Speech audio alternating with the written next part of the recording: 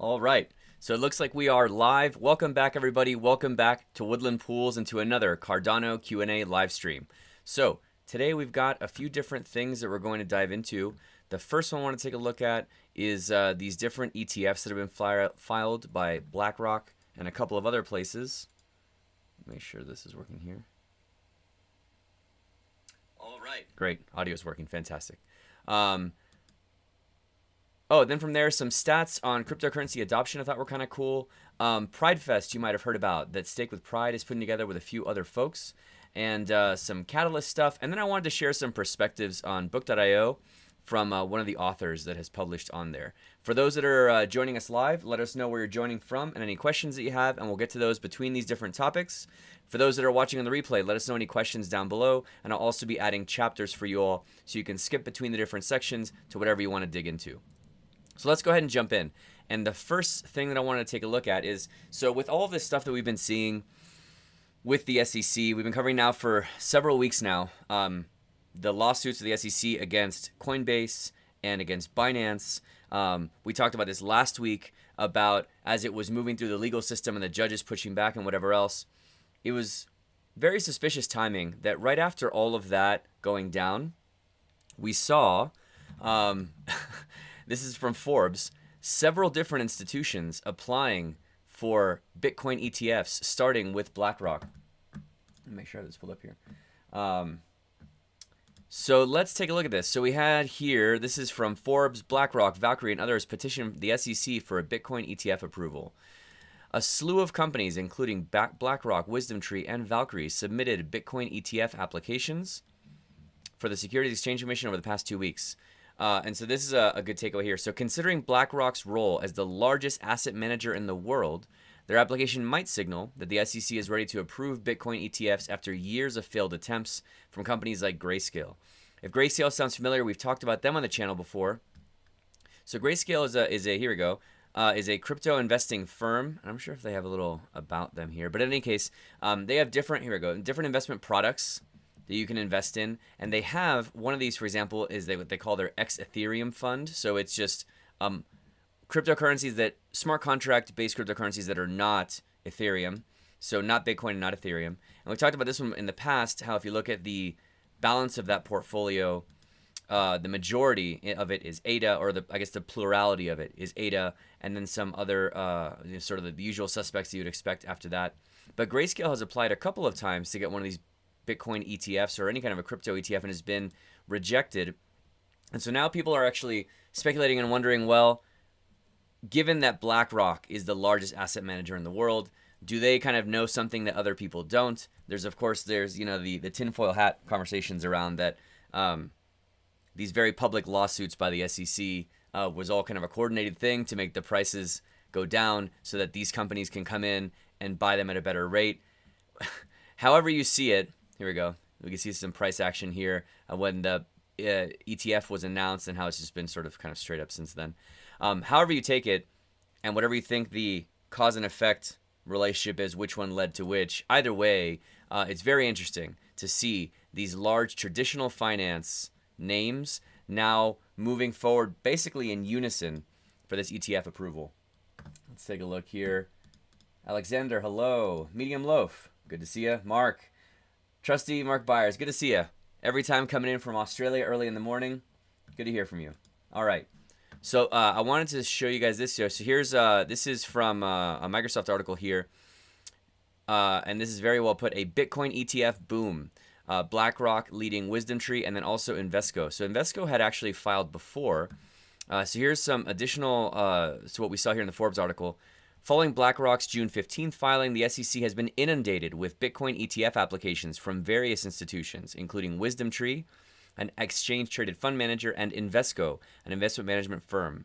Furthermore, Bitwise Asset Management, known for being the largest crypto index manager, filed for a Bitcoin ETF on the New York Stock Exchange one day after BlackRock. So again, the question is, did all these people just see that BlackRock did it and they're like, oh, we should also do it? Did they see BlackRock doing it and say, oh, maybe they know something we don't? Or was this a coordinated sort of green light that all of them got? We don't necessarily know, but it's the timing of all of this is a bit suspect, and it's very interesting to see all these different institutions moving.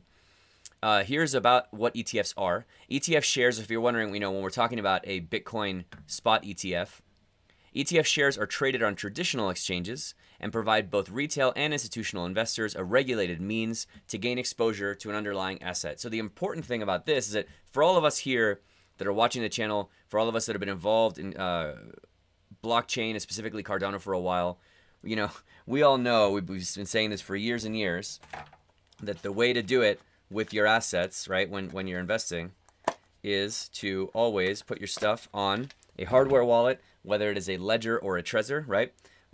Software wallet if you want, but at the very least, but hardware wallet's the way to go. With this kind of a thing, and then, of course, your worst option is leaving it on an exchange. I want to be clear that with something like this, an ETF is actually one more step removed than even having it on an exchange. With an ETF, you're not even, like the custodians that are holding it for you are not even specifically holding for you that asset.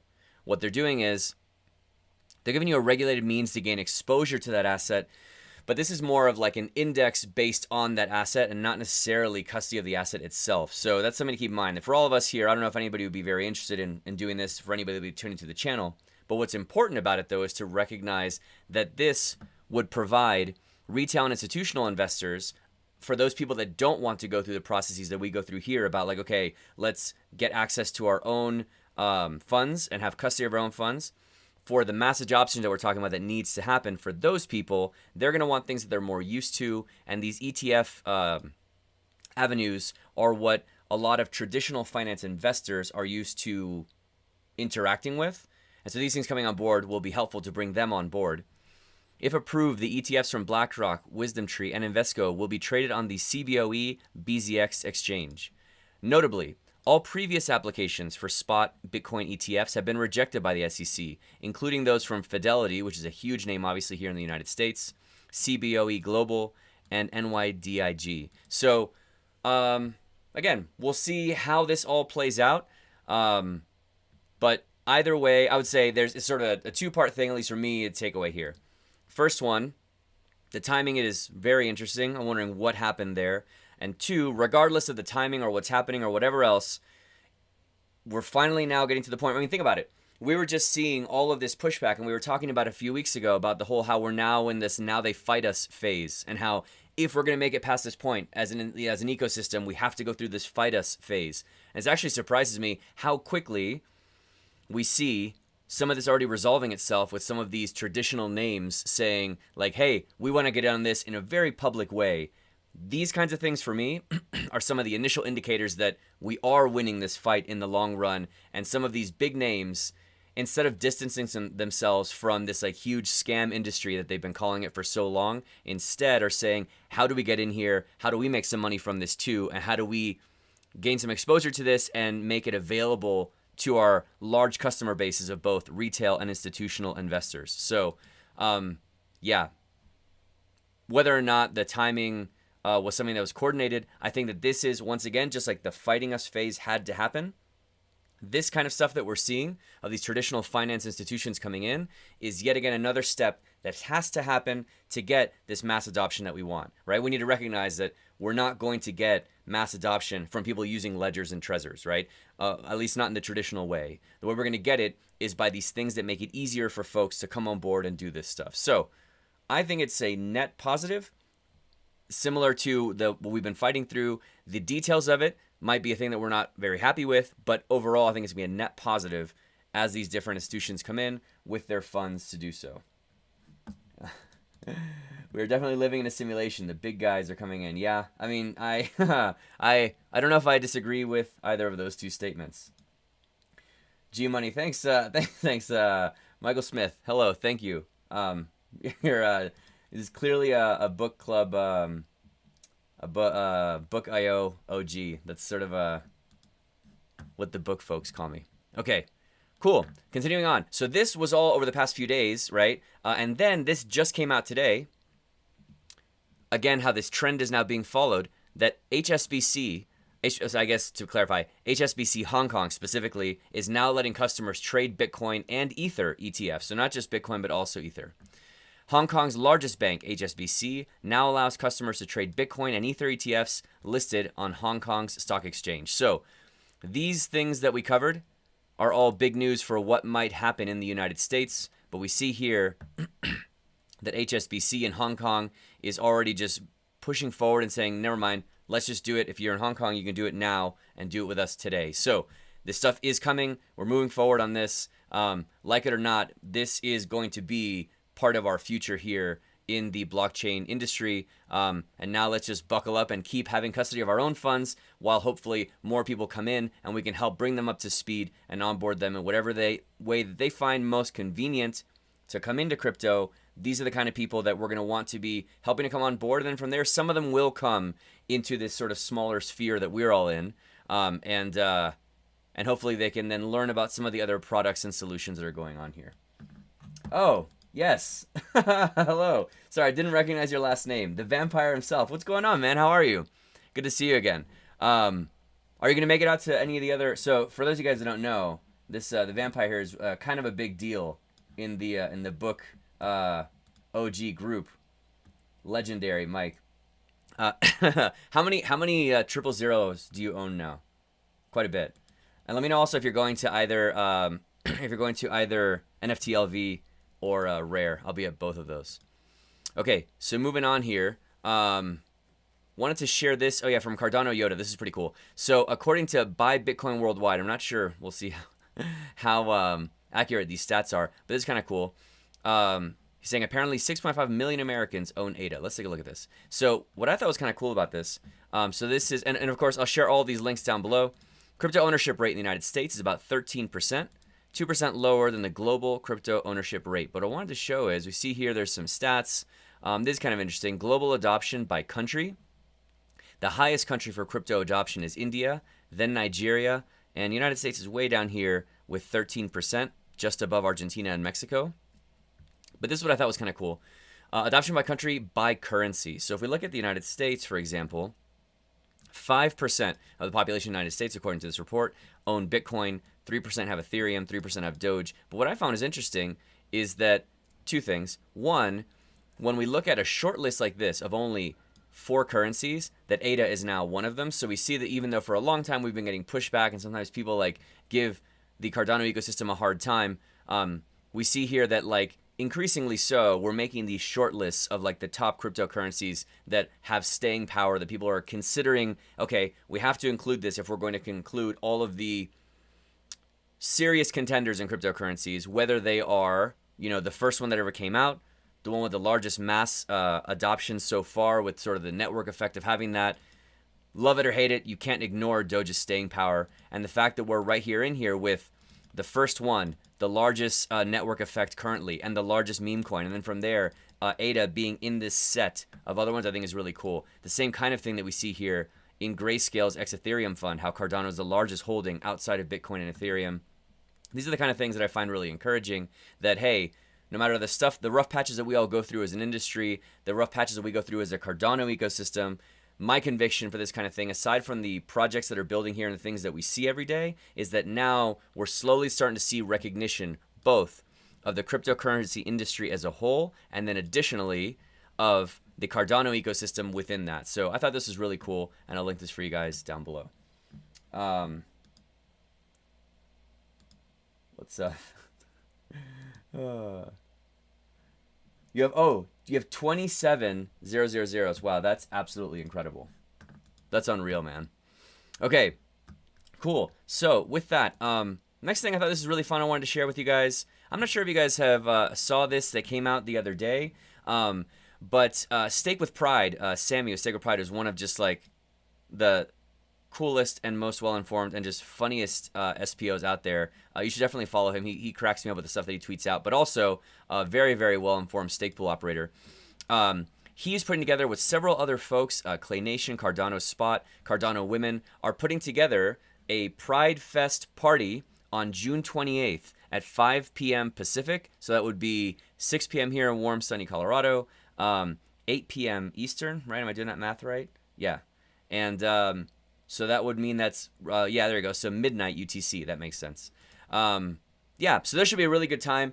Sammy was putting together stuff for Pride Fest, and I told him, hey, let me know if I can help out in any way. And we were fortunate enough to be asked to join and just be part of the party here. You can see there's a lot of stake pool operators that have been asked to just come and hang out and support our LGBTQ friends in the Cardano ecosystem. And let's all get together and have a Future Fest party that's going to be this Wednesday, right? June 28th is Wednesday, 2 days from now. Yes, this Wednesday at 5 p.m. Pacific. And so I wanted to share this with you guys because I thought it was really cool. So here's a little promo video that they shared with me, and you can actually see here. Let me see how, yeah, we should get some audio too. Even just the music in this is really great. So let me actually make this a little bigger. Oh no, that's on. Gotta get my window working right here. Make this a little bit bigger. Yeah, perfect. And let me hide that so that we can see it. Here we go. So yeah, so here's a promo video from the party going on this Wednesday. Sup? So yeah, so this is gonna be a really fun time. So we see stake pool operator booths. Here's a Woodland Pools one. You'll be able to check out our Twitter and our YouTube. We'll all be able to like hang out and party here and chat with each other. I think it's gonna be a lot of fun. So I know that's probably kind of laggy playing live there. So let me show you. Here's a picture that I got of the Woodland Pools booth. Man, it looks really, really good. I think it's going to be a really fun time. So basically, the way that these Future Fest parties work is you'll be able to come in, and they have sort of, it was similar to, for those that did the Cardano Summit in 2021, where they had the floating island, and you can interact with each other, like walking around. The way that it's going to be is you're going to have these little avatars. You can walk around, and if you're near other people, that activates sort of like a proximity sensed voice chat. So you'll be able to like chat in real time over audio with anybody that you're standing near, and you'll be able to like chat in the keyboard and stuff like that. There's gonna be also a lot of different little Easter eggs built in. So for folks that are delegators to the stake pool and stuff like that, you have little Easter eggs and fun things that you can do when you're in the ecosystem and the party. I think this is gonna be a ton of fun. And I wanted to show you guys here to give you an idea of how it actually looks when it's built out. Here is Future Fest's page, and here we go. So we can actually see here, let me pause it here. Oh, come on, there we go. So we can actually see, there we go. So you see all these little people walking around with these little, there you go. So it's gonna look like this, where you can kind of like walk around, interact with each other, have different, your names will be popping up, and you'll be able to like see each other and chat and stuff. So I've blocked off my calendar on Wednesday. I will be logged in and at this party for as long as it goes on Wednesday night. So come hang out. That'll be a really fun time that we can all get together and chat in real time and have some audio back and forth. Because right now, for example, when we're doing this and we're chatting, when we're doing this now and we're chatting here, it's always just sort of like text and we have to go back and forth. Oh, nice. Army of Spies is going to live stream it. Awesome. Sweet. Great. Yeah, so join the party, join us there. Army of Spies is going to be there. Stake with Pride will be there. A lot of your well-known stake pool operators will be there. I'll be there all night, and we'll be hanging out and having a good time. I think it's going to be a lot of fun. So I hope you guys can make it out. That should be really fun.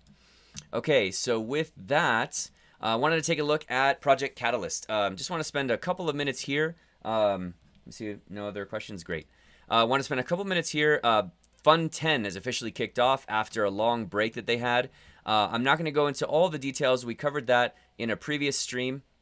I will also link down below the playlist on how you can get involved in Project Catalyst if you have any questions about that. But here's some stats for you. There are 13 total challenges. What the challenges are the categories of things that people can submit proposals for. The total budget is 50 million ADA, so just over $16 million, which is a lot of money. And here's where we are in the timeline of the whole thing. So right now we're in the proposal submission phase. All right, cool. I want to make sure you can see. We're in the proposal submission phase. So participants submit their initial proposals for the ideas to solve these different challenges. Then from there, a set of ADA is allocated for this new funding round. After that, once these proposals have been submitted, it goes to community review, where community reviewers will evaluate and rate those proposals against the criteria of the challenge that they were submitted against. And then they will, and then what they vote in, what you submit, you vote for how much dollars you need, and that gets converted to ADA. But all of this is just part of the evaluation phase. Then from there is when all of us who are not, if you want to be part of the proposals, you totally can. But if you want to just participate as a voter, after that is when community voting opens up. Community members use the Project Catalyst voting app. Votes are weighted based on the amount of ADA that you're holding. And then from there, the voting results will be announced, and then the projects will begin to get their funds. So right now, if you want to take a look, here are the 13 challenges. Here's a link to that. Here's the different challenges and the different things you can build on and how much budget is set aside for each one. And there was a date here before. Where did I see this earlier? Oh, here we go. So right now, like I said, we are in the proposal submission phase, and the deadline for proposal submission is July 13th. Here's the guideline for it. Here's how you can submit a proposal. Everything you need is here. But I wanted to make sure to put this on your radar because it's been a while since we've seen Project Catalyst stuff. All right. Yeah, I think this is about, I think you posted this when we were talking about the Pride Fest thing. I think it's going to be a ton of fun. It's going to be a really good time. All right, so cool. So with that, I think we're going to, perfect. I figured today's going to be a little bit of a shorter stream. But with that, I wanted to wrap up here. We were just talking with Mike about Book.io stuff. And that's the thing is that when I was first researching Book and I was really interested in it just as a consumer of it, right? And so Mike here, I was saying is like a really big name in the OG community, but similarly, like those of us, now I work for Book, but when I was like on the other side of the fence and all of us were just like interested in the project and believed where it could go. And now working there, my conviction is even stronger with it. But I will say it is very interesting and very refreshing to hear the take on this from an actual author who has published on Book.io and hearing their thoughts on this whole thing and hearing some of these things that a lot of us feel very strongly about the project, but seeing it also coming from the other side of like the folks that are actually writing the books getting published on this platform.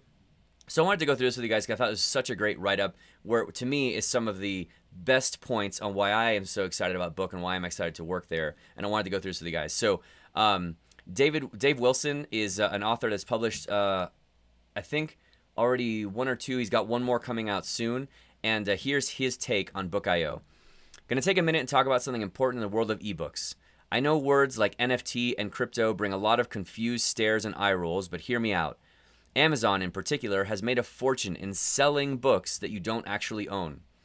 You can own thousands of dollars worth of books and violate some rule or hit some algorithmic error and lose that Amazon account. You also lose your money and your books because they were never yours. It's a scam, and this is what we've been talking about for so long. What Book.io is doing is building a platform where soon publishers and authors will have the option of creating encrypted ebooks that are NFTs and stored securely and fully owned by whomever purchases them. You can read the books in a convenient mobile app on most devices. You can gift, trade, or sell your copy just as if you'd bought a paperback or a hardcover. If you sell it, the author gets a tiny royalty on that sale, and soon you'll be able to get a print-on-demand copy on Ingram. Ben, when mint in print? I want to print my books.